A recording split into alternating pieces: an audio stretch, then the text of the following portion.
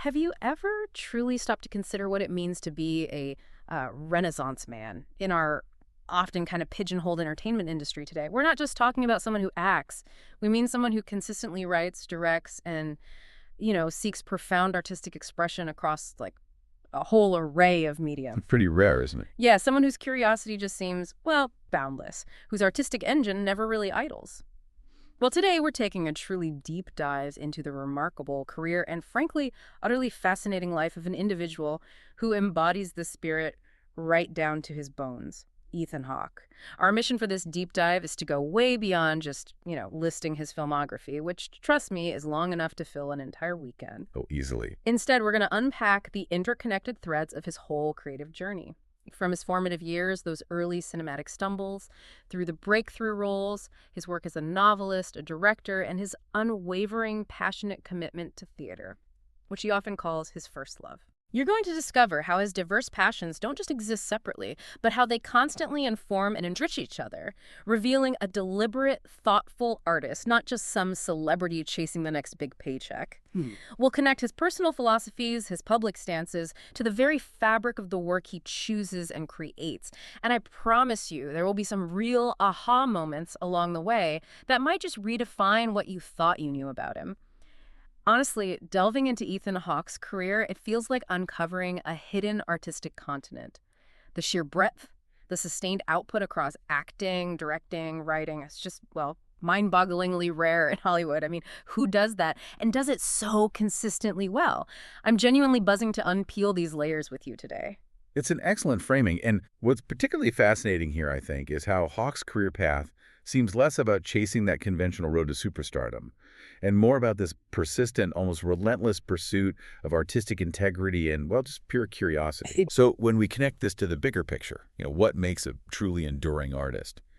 We should be looking for these patterns in his choices, the consistent collaborations he maintains, often over decades, people like Linklater, obviously. Yeah.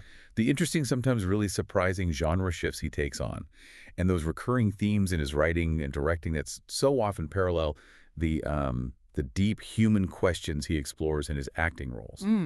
It really suggests a very intentional artist, someone who truly gets the long game of a creative life, valuing depth and experience over, just fleeting fame. Okay, let's unpack this right from the very beginning then, because the seeds of this multifaceted artist were definitely sown early. Ethan Hawke was born November 6, 1970, right in Austin, Texas. His parents, James Hawke, an insurance actuary, and Leslie Green, who worked in charity, were actually high school sweethearts. They married really young. His mother was just 17. Wow, 17. Can you imagine starting a family so early, especially back then? That alone sets a unique kind of family tone. It definitely sets a different stage, doesn't it? And this early dynamic with his parents marrying so young and then divorcing relatively soon after, in 1974, when Ethan was only 4, it meant he was mostly raised by his mother, Leslie. Right. And they relocated multiple times, moved around quite a bit, which undoubtedly shaped a childhood that was, let's say, less conventional than you might expect for a future actor. Sure. If we connect this to the bigger picture, this kind of peripatetic upbringing, always moving, it could profoundly influence a young, developing creative spirit. It often fosters resilience, a keen ability to observe new places, new people, adaptability. Invaluable skills for an actor or writer. Exactly. Invaluable for both. It's like an early involuntary masterclass in empathy and observation.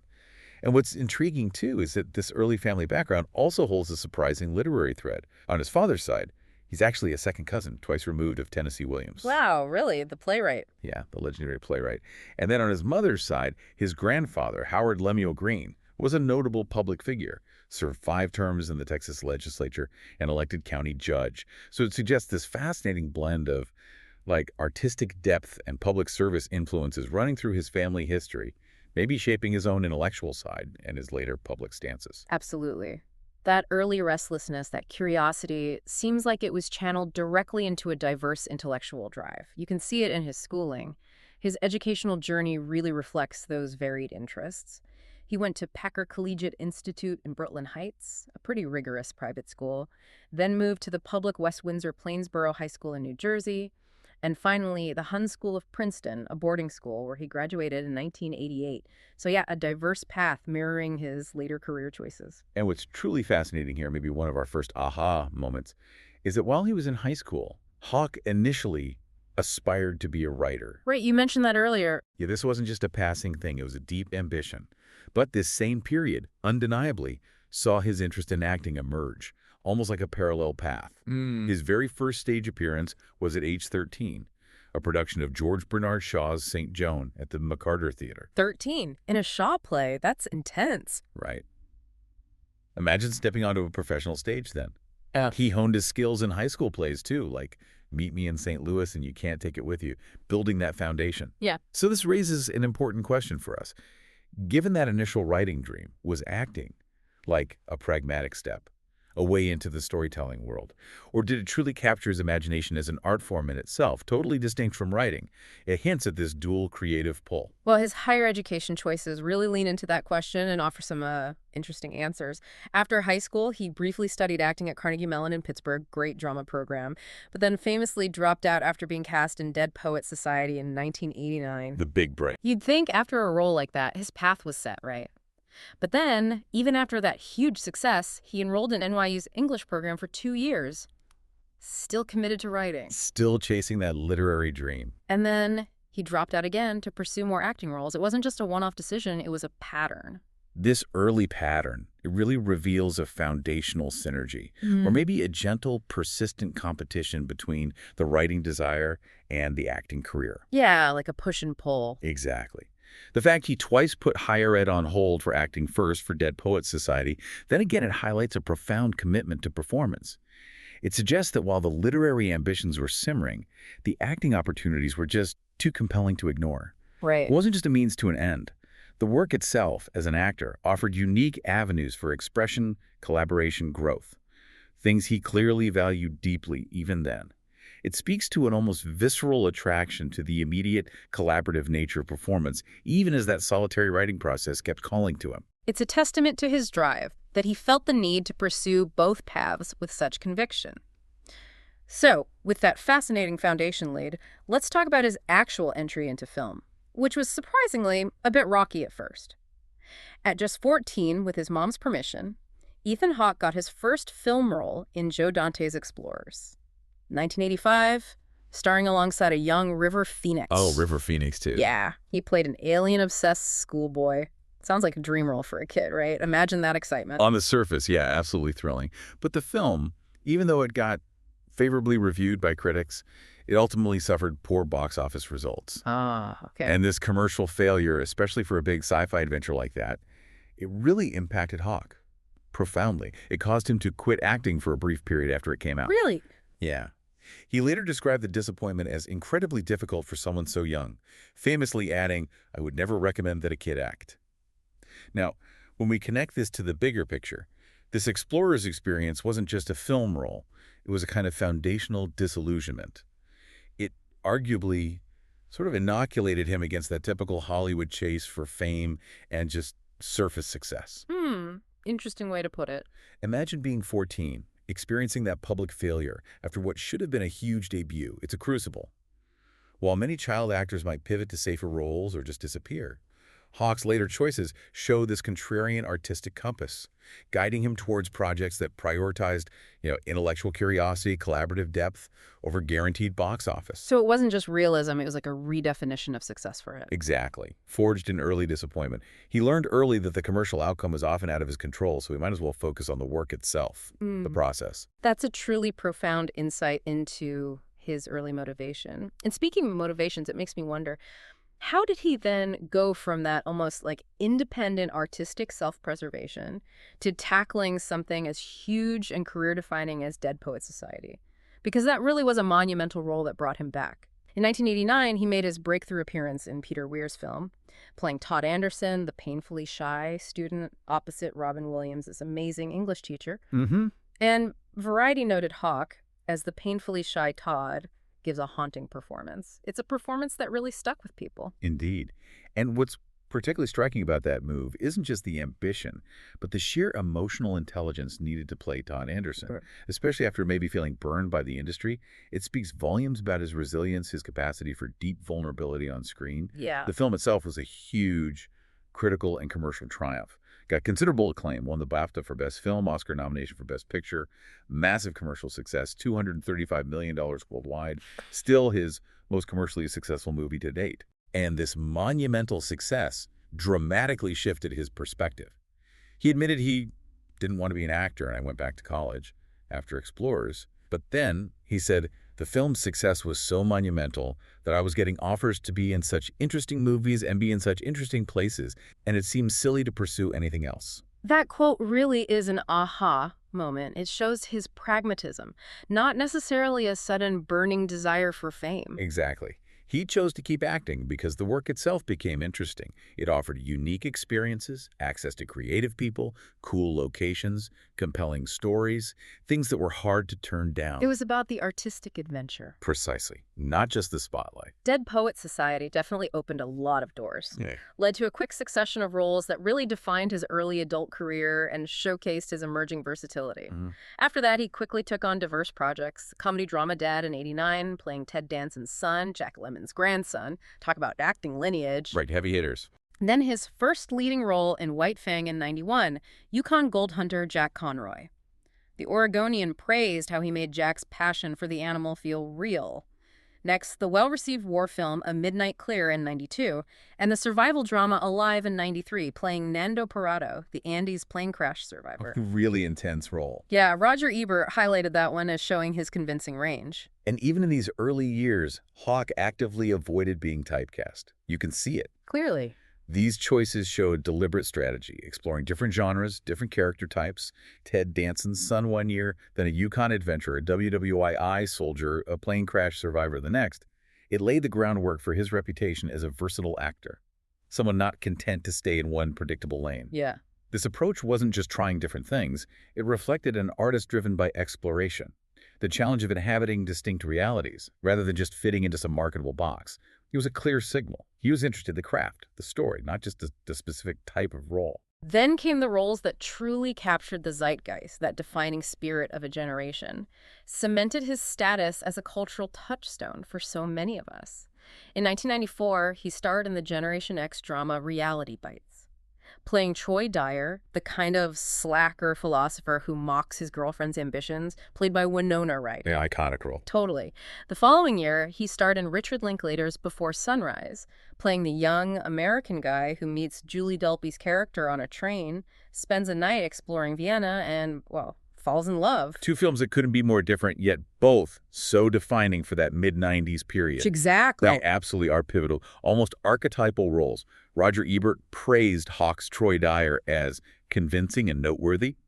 And the New York Times observed, Mr. Hawke's subtle and strong performance makes it clear that Troy feels things too deeply to risk failure and admit he's feeling anything at all. That nails Troy Dyer. Right. He became this archetype for a generation grappling with post-college disillusionment, identity, capturing that specific kind of intellectual charm and, well, malaise. Then Before Sunrise, that marked the beginning of one of modern cinema's most beloved, critically acclaimed romantic trilogies. The San Francisco Chronicle loved the natural interaction between Hawke and Delpy, noting they seemed to have something personal at stake in their performances, which is a testament to that raw, almost improvised feel. You really feel like you're just eavesdropping on them. Totally. And this film established that significant, enduring collaboration with Linklater and Delpy that would span decades. These roles were crucial, cementing his status as a voice for a demographic, showcasing that unique charm and intellectual depth that became his hallmarks. But even as his performances were shaping a generation, Ethan Hawke's restless artistic spirit, it just refused to be contained by acting alone. He was already quietly laying the groundwork for a truly multidisciplinary career, exploring other avenues. Away from acting, he directed the music video for Lisa Loeb's 1994 song, Stay, I Missed You, which for many of us was the anthem of that era. Oh yeah, huge song. Loeb was actually a member of Hawke's theater company at the time, which underscores his existing network of creative collaboration. The video got critical recognition. Spin magazine named it Video of the Year in '94. Wow. And Hawke later highlighted the song's unique achievement, the only #1 popular song by an unsigned artist in the history of music. A cool piece of music history. And this ambition extended directly to his original deep-seated passion, writing. He published his first novel in 1996, The Hottest State, explored a love affair between a young actor and a singer. Hawke revealed the profound personal significance of writing this book, almost like a foundational act of self-definition, he said. Writing the book had to do with dropping out of college and with being an actor. I didn't want my whole life to go by and not do anything but recite lines. I wanted to try making something else. Take something else. That's Yeah. telling. Isn't it? He continued, "It was definitely the scariest thing I ever did, and it was just one of the best things I ever did." This period offers a potent aha moment. Here's an actor, celebrated for iconic roles, yet driven by this intense need to create beyond performing. Right. While the book got a mixed reception, Entertainment Weekly kind of suggested he work a while in less exposed venues, which is a common critique for celebrities venturing into other arts. The New York Times praised his ability to depict youth and confusion in what was ultimately a sweet love story. So a mix. A mix. But this period is vital because it shows his early interest in writing wasn't fleeting. It was a profound self-preservation mechanism for an artist in a highly visible, often brutal industry. His motivation to create something entirely his own, beyond performing lines, speaks volumes about his artistic hunger, his vulnerability. It demonstrates his portfolio approach to creativity. If one medium hits a wall, another provides an avenue for expression, validation. He saw writing as a way to make something else, indicating that deeper, more comprehensive creative impulse that would define his whole career. It's a courageous act, putting yourself out there in a totally new artistic domain. Okay, so as the millennium turned, Hawke continued to push boundaries, challenge expectations. He made some really interesting choices, exploring complex narratives in sci-fi and literary adaptations.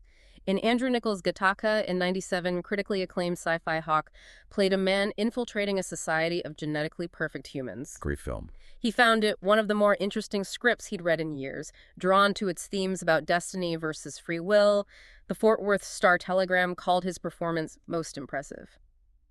Other big roles from this era, Alfonso Cuarón's stylish contemporary take on Great Expectations in '98 with Gwyneth Paltrow and Robert De Niro. Quite a cast. Another collaboration with Linklater in The Newton Boys that same year, a period crime film.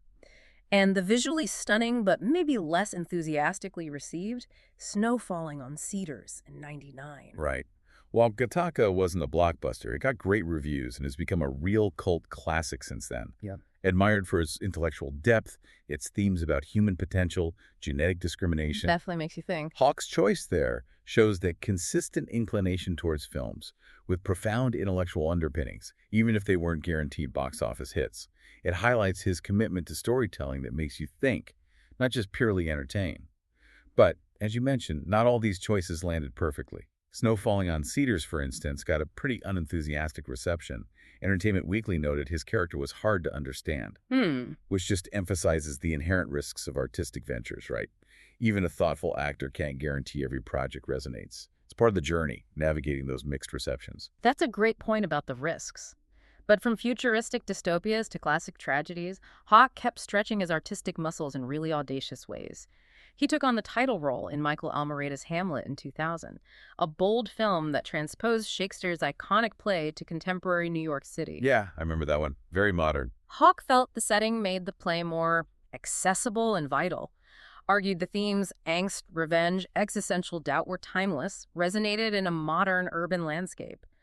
Salon noted that while he might not be the greatest Hamlet of living memory, pretty high bar, his performance reinforces Hamlet's place as Shakespeare's greatest character by bringing this raw, relatable vulnerability. Interesting take. He also appeared in two more critically praised Linklater films in 2001, the experimental animated film Waking Life, where he shared a scene with Julie Delpy, continuing their before sunrise conversations, but in this dreamlike state. Right, the rotoscopes one. And the real-time drama tape took place entirely in one claustrophobic motel room. 3 characters, co-starring Robert Sean Leonard and Uma Thurman. Tape is fascinating. This period really solidified his reputation as an actor, willing to take significant artistic risks, reinterpreting classics, engaging in experimental indie cinema. Yeah.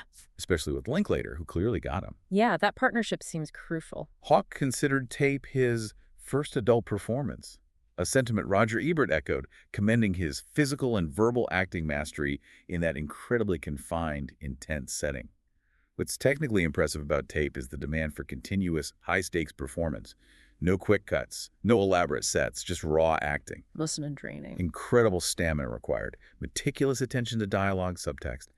It shows growth not just in the complex roles he chose, but in his own self-assessment of his craft, his readiness to push his boundaries. And these artistic experiments, which undoubtedly sharpened his skills, were soon followed by a role that got him his first major industry accolade, thrust him further into the mainstream, solidified his dramatic gravitas. Hawke's next big role was Ricky Cup Jake Hoyt in Antoine Fuqua's Training Day, 2001, starring alongside the legendary Denzel Washington. Titan of the screen. The film was a massive box office hit, $104 million worldwide, got generally favorable reviews for its gritty portrayal of police corruption, moral ambiguity. The critical acclaim for this role was almost unanimous, truly a benchmark moment. Variety highlighted how Hawke adds feisty and cunning flourishes to his role that allow him to respectably hold his own under formidable circumstances. Sure. High praise when you're sharing the screen with Denzel at the top of his game. Absolutely. Paul Clinton of CNN reported Hawke's performance was totally believable as a doe-eyed rookie going toe-to-toe with a legend, showcasing his ability to project vulnerability, moral fortitude against that powerful, corrupting force. Yeah, you really felt his struggle.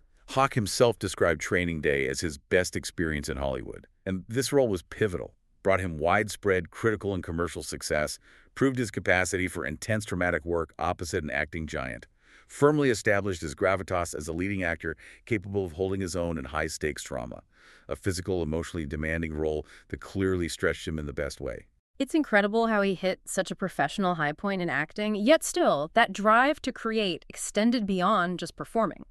Despite this huge acting success, Hawke kept exploring his other artistic ambitions, deliberately taking on more roles behind the camera and with the pen.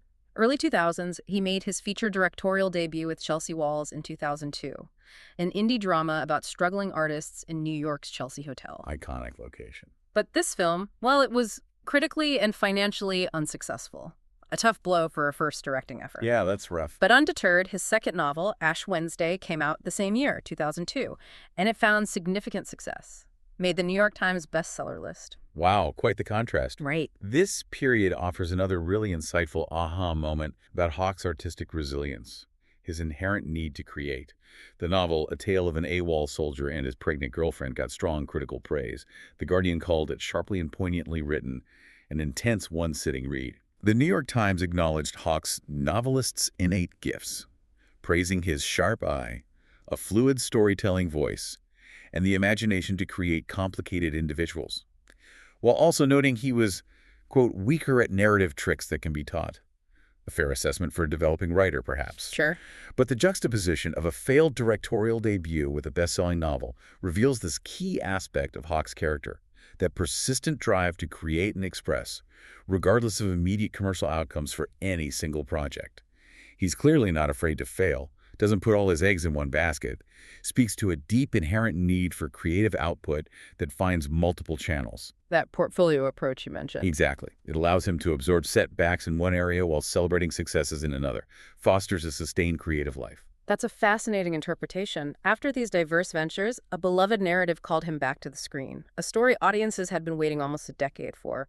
In 2004, Hawke returned to film, notably starring in Before Sunset, the highly anticipated sequel to Before Sunrise. Picking up their story. Critically, the film was a massive success, picking up exactly where the first left off, but with the added weight of years' experience. What's more, Hawke himself co-wrote the screenplay with Linklater and Julie Delpy. The reception to Before Sunset was ecstatic, cemented its place not just as a great sequel, but as a significant film in its own right. The Hartford Courant lauded the trio for keeping Jesse and Celine iridescent and fresh, one of the most delightful and moving of all romantic movie couples. Capturing that bittersweet reality of time, missed opportunities. Yeah, it felt so real. Hawke himself called it one of his favorite movies, a romance for realists, acknowledging its honest portrayal of love, adult compromises. And this deeply collaborative effort earned Hawke his first screenwriting Oscar nomination for Best Adapted Screenplay. That's huge. It really underscores his deep involvement, his talent beyond just acting. He wasn't just performing lines, he was crafting the narrative, shaping the dialogue, contributing to the soul of the characters. It showcases a true partnership in storytelling, character development that's pretty rare in Hollywood. Shows how deeply he commits, even off-screen, when given that creative opportunity. The success of Before Sunset was followed by a period of well, diverse roles again, some critically acclaimed, others less so, further cementing his varied, often unpredictable path. He took on various roles: the action thriller Assault on Precinct 13 in 2005, the political crime thriller Lord of War in 2005 with Nicolas Cage, Interesting pairing. a supporting role in Linklater's Fast Food Nation in 2006, exploring the dark side of the American food industry. He also directed his second feature film, The Hottest State, in 2006, based on his own first novel, which unfortunately got a tepid reception upon its 2007 release, another reminder of the challenges. Definitely.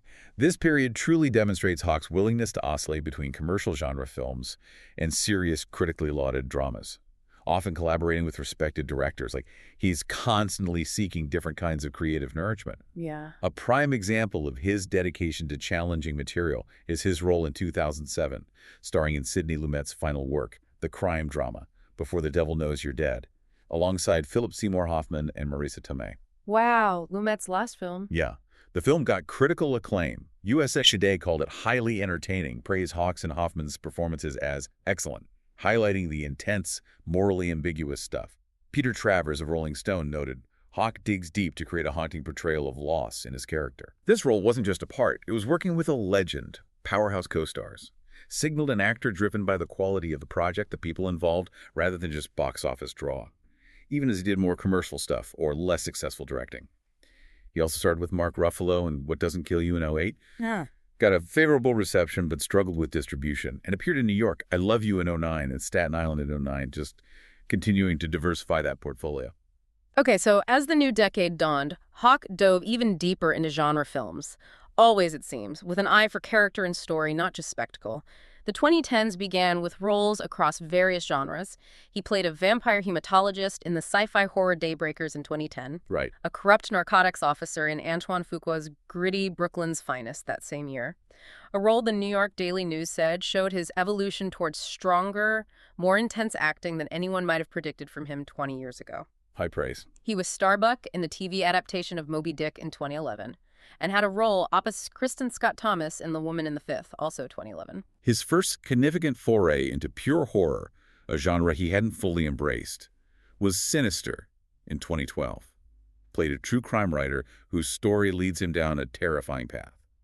That movie was creepy. It was a significant commercial success, $87 million worldwide on a modest budget, established a new avenue for his career.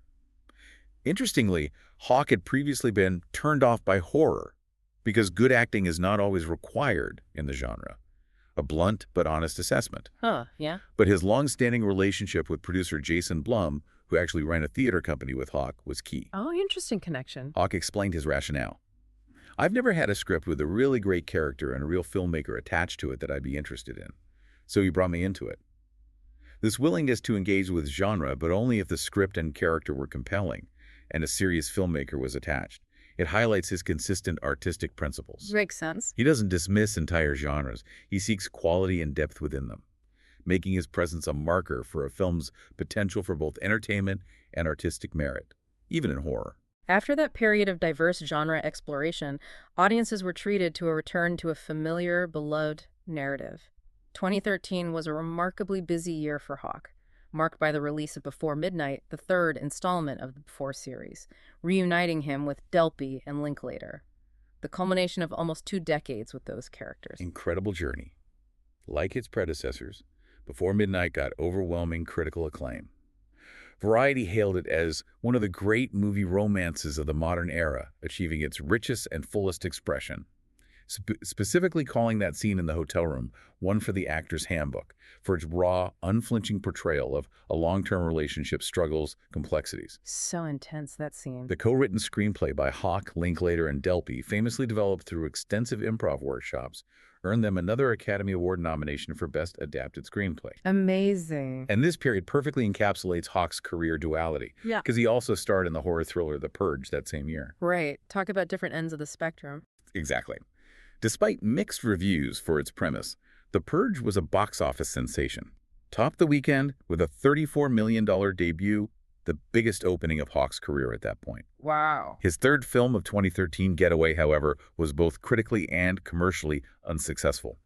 So this year alone showcases his incredible ability to move fluidly between high art, award-nominated, personal cinema and mainstream popular entertainment. Sometimes hits, sometimes misses, but always exploring, taking artistic chances. That contrasts the artistic triumph right alongside the commercial blockbuster and the misfire is so telling. But the true artistic zenith of the decade, a project unlike any other, was still coming. Mid-2014 saw the release of Richard Linklater's Boyhood, groundbreaking film shot over an unprecedented 12-year period. 12 years. Hawke played the father of the protagonist, Mason, documenting the real-time life of an American boy from age 6 to 18, a concept almost unheard of. Boyhood wasn't just a film. It was a cinematic event, a bold experiment. It became the best-reviewed film of 2014, named Best Film by numerous critics associations, won the Golden Globe for Best Motion Picture Drama, the BAFTA for Best Film, nominated for the Best Picture Oscar. Huge accolades. Hawke himself expressed surprise at the attention. Noted that when he first got involved, it didn't feel like a proper movie, more like a radical 60s film experiment or something, which highlights the unconventional nature, the trust he placed in Linklater's vision. Yeah, a real leap of faith. Beyond the concept, Boyhood demanded an almost unprecedented technical performance from Hawke. Imagine inhabiting a character, evolving with him, maintaining nuanced emotional continuity over 12 separate shooting periods, often years apart. That's mind-bending for an actor. It wasn't just acting. It was a masterclass in sustained, organic character development, requiring an actor to constantly reconnect with earlier versions of the role, remember subtle vocal inflections, physical habits, the emotional baggage from fictional years. A unique challenge few actors could pull off, let alone maintain such authenticity. True. The role earned him multiple individual award nominations: Oscar, BAFTA, Golden Globe, SAG for Best Supporting Actor. Boyhood stands as a testament to immense artistic patience, a unique vision shared between Hawke and Linklater, and Hawke's willingness to invest deeply in projects that defy traditional filmmaking. It's truly a career-defining piece, perfectly blends his naturalistic style with a profound narrative. After such a monumental, unique achievement, Hawke didn't just, rest. He continued to diversify both in front of and behind the camera, demonstrating that insatiable creative hunger. Following Boyhood, he worked again with the Spierig brothers on the sci-fi thriller Predestination in 2014. Complex time travel story. Reunited with his Gattaca director, Andrew Niccol, for Good Kill in 2014. Played a drone pilot with a troubled conscience. The Hollywood Reporter called it his best screen role in years for its nuance on modern warfare's psychological toll. Also appeared in a contemporary adaptation of Shakespeare's Cymbeline in 2014. This period also saw his documentary directing debut, Seymour, an introduction in September 2014, a deeply personal, intimate profile of classical musician Seymour Bernstein, screened at TIFF, won runner-up for People's Choice Award for Best Documentary. Oh, wow. The film's inception came after a dinner party. Bernstein, a private person, apparently couldn't decline Hawke's request because Hawke is so endearing. Led to a close friendship. Bernstein even performed for one of Hawke's theater groups. That's lovely. Shows his commitment isn't just professional, it's personal, blending artistic pursuits with personal interests, connections. And his writing continued.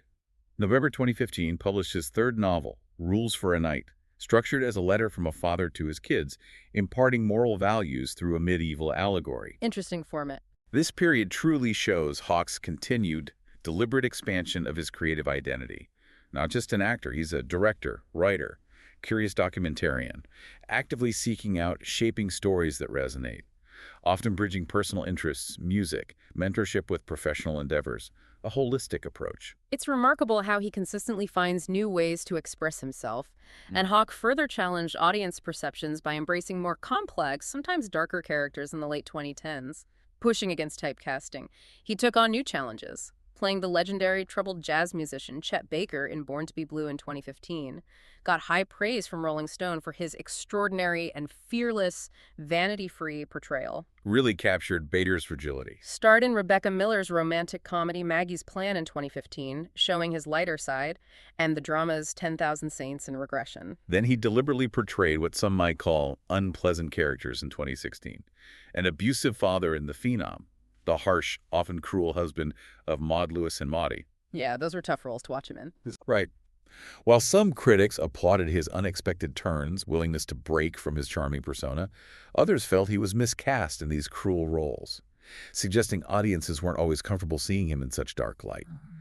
But this reveals Hawke's artistic bravery, his commitment to exploring the full spectrum of human experience, even the uncomfortable parts. Not just playing against type for novelty, actively exploring darker facets of human nature. A courageous move, even if it doesn't always land perfectly with critics. True. He also reunited with Training Day director Antoine Fuqua and Denzel for the Magnificent Seven remake in 2016. Testament to enduring collaborations, his literary output continued. Fourth book, Inda, a story of the Apache Wars, a graphic novel co-written with artist Greg Ruth, another dive into a new medium. Graphic novel, wow. In 2017, delivered a career-defining performance in Paul Schrader's intense drama, First Reformed, playing a military chaplain grappling with loss, climate change.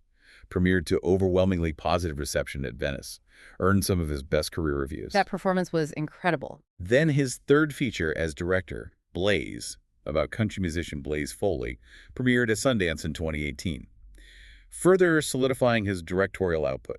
Other films included Juliet, Naked in 2018, Stockholm in 2018. It's clear this artist thrives on constantly pushing his own boundaries. As the decade closed and a new one began, Ethan Hawke's career just kept going up, embracing new platforms, even bigger franchises, demonstrating incredible adaptability. The 2020s started with a significant TV presence. He created, co-wrote, and starred as the abolitionist John Brown in Showtime's The Good Lord Bird in 2020. Fantastic series. A passion project that even included an appearance by his talented daughter, Maya Hawke, a wonderful generational collaboration. He also portrayed the enigmatic inventor Nikola Tesla in the 2020 biopic Tesla, again, drawn to complex, real-life figures. Then came his highly anticipated entry into the Marvel Universe. 2022, Hawke joined the Marvel miniseries Moon Knight, starred as the primary villain, Arthur Harrow. Playing the villain in Marvel, interesting choice. It's telling, right? Highlights his continued interest in complex characters, irrespective of genre or scale, avoiding the trap of always playing the hero. That same year, he terrified audiences as the Grabber, the chilling serial killer in Blumhouse's The Black Phone. Oh, he was terrifying in that. Marked his 9th collaboration with Blumhouse. Testament to a successful, fruitful partnership built on shared artistic values, finding compelling roles within horror. He also appeared in Robert Eggers' critically acclaimed Viking epic, The Northman, 2022, filmed in Ireland alongside Nicole Kidman, Willem Dafoe, showing his willingness to work with visionary auteurs on ambitious projects. Quite a run. This era truly showcases Hawke's adaptability to the modern entertainment landscape, seamlessly transitioning between prestigious limited series, big-budget superhero franchises, critically acclaimed indie films. Choosing to play villains in major franchises highlights the continued interest in complex characters, challenging himself. Commitment to craft over pure hero worship. It's truly impressive how he navigates all those different worlds. And even with such demanding acting roles across film and TV, his creative output behind the camera as a writer, it didn't slow down. His latest novel, A Bright Ray of Darkness, was published in February 2021, another literary contribution. In 2022, he directed The Last Movie Stars, a 6-part documentary on Paul Newman and Joanne Woodward for HBO Max. Steeped in film history, the art of performance. Really well done documentary. He even ventured into voice acting, lent his distinctive voice to Bruce Wayne Batman in the animated kid series Batwheels in 2022, showing he's open to family-friendly projects, exploring new performance modes. Batman, okay. And in a surprising, utterly unexpected collaboration that highlights his diverse interests and openness in 2023, he contributed spoken word to the Fall Out Boy song The Pink Seashell. No way! Fall Out Boy. Yeah, a spoken word interlude on a pop-punk track.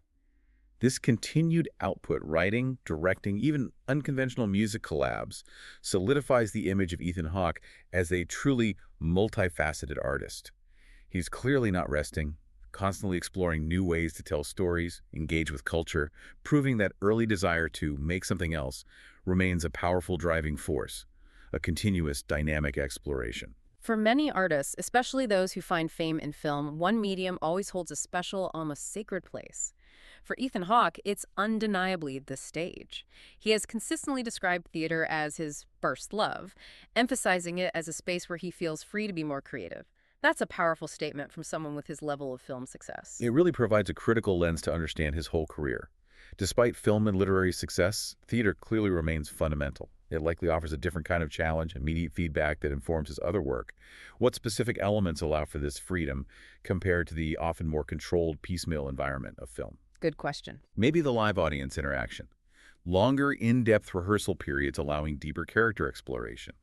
The sustained performance arc without cuts. Or the direct artistic control a more intimate theater production often affords. It speaks to a craving for a specific type of artistic engagement that film, for all its magic, just can't provide. That distinction really helps understand his motivations. Let's look at the foundational moments of this deep theatrical commitment. Hawke made his Broadway debut in 1992, playing Konstantin Treplev in Chekhov's The Seagull at the Lyceum Theater. The very next year, demonstrating leadership, proactive commitment, he co-founded and became artistic director of Malaparte, a Manhattan theater company that operated until 2000. He wasn't just performing, he was building a platform. Founding Malaparte is significant, far more than just taking a role. It shows proactive, community-minded engagement, not just a performer, but a creator, curator, providing a platform for himself and others outside mainstream commercial pressures. Outside New York, he actively sought challenging roles. Appeared in a '95 production of Sam Shepard's intense Buried Child, directed by Gary Sinise at Steppenwolf in Chicago. Known for ensemble work, gritty realism, starred as Kilroy in Tennessee, Williams' more experimental Camino Real at Williamstown Theater Festival in '99. The New York Times reviewed his Seagull performance, underscoring his early promise on stage.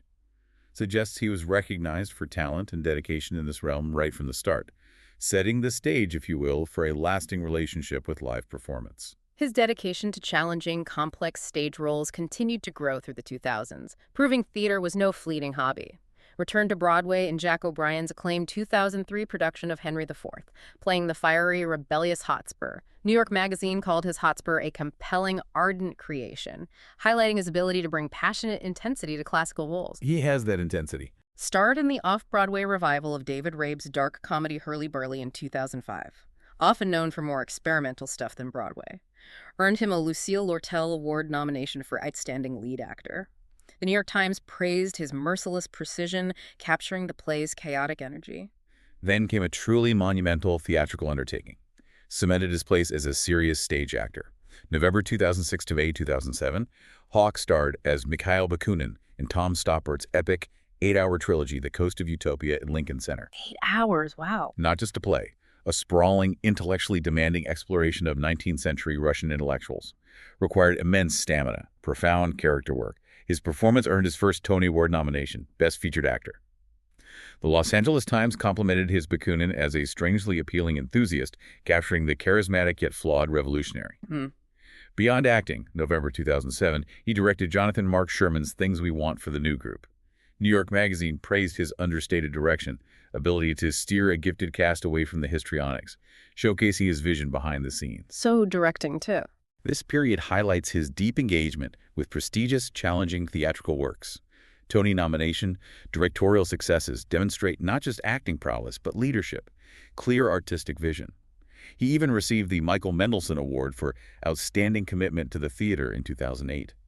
In his acceptance speech, he passionately argued, "The arts are essential to our mental health as a country."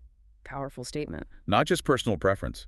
Strong belief in the societal importance of art beyond personal gain, solidifying his role as an advocate. His commitment to directing and acting in theater continued robustly into the 2010s. International collaborations, acclaimed revivals, proving it was deeply ingrained. In 2009, appeared in 2 Sam Mendes-directed productions for the Bridge Project. Toured internationally. Played Trofimov in Chekhov's The Cherry Orchard, Autolycus in Shakespeare's The Winter's Tale. Earned a Drama Desk nomination for Winter's Tale. In January 2010, further showed his directing chops. Directed the first major off-Broadway revival of Sam Shepard's Lie of the Mind. Hawke was drawn to the play's complex take on the nature of reality, its weird juxtaposition of humor and mysticism, showcasing his intellectual curiosity and directing choices. Seems like a perfect fit for him. The production got 5 Lucille Lortel nominations, earned Hawke a Drama Desk's nomination for Outstanding Director. The New York Times praised its scary, splendid clarity, his ability to elicit performances. Connoisseurs of precision acting will be savoring for years to come. High praise for his guidance. Definitely. Later starred in the off-Broadway premiere of Blood from a Stone, 2010-2011, won an Obie Award for playing Travis. The New York Times noted he was remarkably good at communicating the buried sensitivity beneath Travis's veneer of wary resignation, showing continued capacity for nuanced, rich acting. He kept playing classical roles, too, like the title role in Chekhov's Ivanov in 2012. Then both starred in and directed a new play, Clive, in 2013, an adaptation of Brecht's Baal. Later that year, played the title role in Broadway's Macbeth at Lincoln Center. Though his performance got mixed reviews, some called it underwhelming. Highlights that even for an actor of his caliber, classical roles like Macbeth are immensely challenging. Not every artistic risk yields unanimous praise. True. His dedication shows. Even facing critical challenges, he kept pursuing demanding stage roles. In 2019, returned to Broadway in a critically acclaimed revival of Sam Shepard's True West, co-starring Paul Dano. Got the New York Times critics' pick. Powerful bookend to his stage work with Shepard. He remains a dedicated member of the Labyrinth Theater Company, further proving theater isn't just a side project, but a core, ongoing part of Hawke's artistic identity, his commitment to a creative community. Beyond the stage and screen, Ethan Hawke has always maintained a fairly private life, choosing to live in Borum Hill, Brooklyn, rather than Hollywood glitz. Owns a small island in Nova Scotia, Canada, occasionally spends summers there, clearly values retreat, connection to nature. Nice escape. As we mentioned earlier, his family history is rich. Second cousin, twice removed to Tennessee Williams on his father's side. Deep literary root. Maternal grandfather, Howard Lemuel Green, notable public figure. Texas legislature, county judge. Fascinating blend of artistic and public service influences, perhaps contributing to his own intellectual, socially conscious leanings. His personal life, despite efforts at privacy, has faced public scrutiny.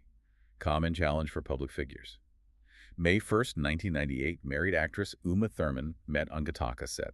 2 children, Maya, born 98, now a successful actress herself, and Levon, born 2002. Right, Maya Hawke is great. The couple separated in 2003 amid allegations of Hawke's infidelity. Divorced August 2005. Very public, challenging period. In 2008, Hawke married Ryan Shaw Hughes, who had briefly worked as a nanny to his and Thurman's children before their separation. They have 2 daughters, Clementine and Indiana. Okay. Hawke directly addressed speculation about their relationship, stating, "My first marriage disintegrated due to many pressures, none of which were remotely connected to Ryan." This highlights the immense challenges of maintaining privacy in the public eye, especially personal relationships, divorce. Hawke's direct statement, while brief, gives clear insight into his approach, choosing to clarify rather than remain silent, often with quiet dignity. These intense personal experiences, his family background, undoubtedly inform his broader worldview, public stances, which he's never shied away from. Hawke publicly identifies as a feminist, for instance, vocal critic of the movie business being such a boys' club, Wow. speaking out against systemic sexism in Hollywood. Good for him. Also spoken out forcefully supporting Colin Kaepernick, individual rights, especially when Kaepernick's silent protests sparked national debate. He also identifies as an Episcopalian. Famously joked on Colbert, "My mother always said we're wannabe Catholics. We just didn't want to do the hard work and we want to be able to get divorced." Oh, that's funny. This humorous yet reflective comment contrasted with his deep dive into Catholic figures through his work like directing Wildcat, a biopic about devout Catholic Flannery O'Connor. Starring Maya points to a complex, thoughtful belief system. Not dogmatic, but deeply curious about faith, its role in human experience. Yeah. His embrace of feminism, criticism of industry norms show commitment to social progress, fairness in his profession. Yeah. Consistent support for Kaepernick highlights belief in individual rights, social justice. An artist not afraid to use his platform. These values extend clearly to his political engagements. Hawke supports the Democratic Party, consistently endorsed candidates like Bill Bradley, John Kerry, Barack Obama, Hillary Clinton. Staunch supporter of gay rights. March 2011, he and his wife Ryan release a video publicly supporting same-sex marriage in New York during a pivotal debate. However, in an October 2012 interview, Hawke offered a nuanced perspective, stated a preference for great art to politics, explaining his preference shows how little he cares about the latter compared to the former. Found excitement seeing people of my generation being fully realized in their work, citing Michael Chabon writing a great book, Philip Seymour Hoffman doing Death of a Salesman. Interesting perspective. It's not apathy, but a profound belief that artistic creation can be more enduring, perhaps more profound cultural contribution and societal impact than the often transient world of politics. Fascinating statement about where he believes true value lies. He was also critical of Donald Trump during his presidency, specifically his Make America Great Again slogan, threatening to jail Hillary Clinton, characterizing Trump's behavior as fascist. Noted the personal impact of this divisive climate, revealing members of his family voted for Trump and were later disappointed with his administration. Illustrates broader societal divisions, his personal experience with them. offers a glimpse into complexities of navigating such conversations without taking a partisan stance himself, merely reporting differing viewpoints even within his own family, a very human perspective on a polarized time. Beyond his incredibly varied creative and personal life, Ethan Hawke has also made significant, enduring contributions to culture through philanthropy, especially in the literary world.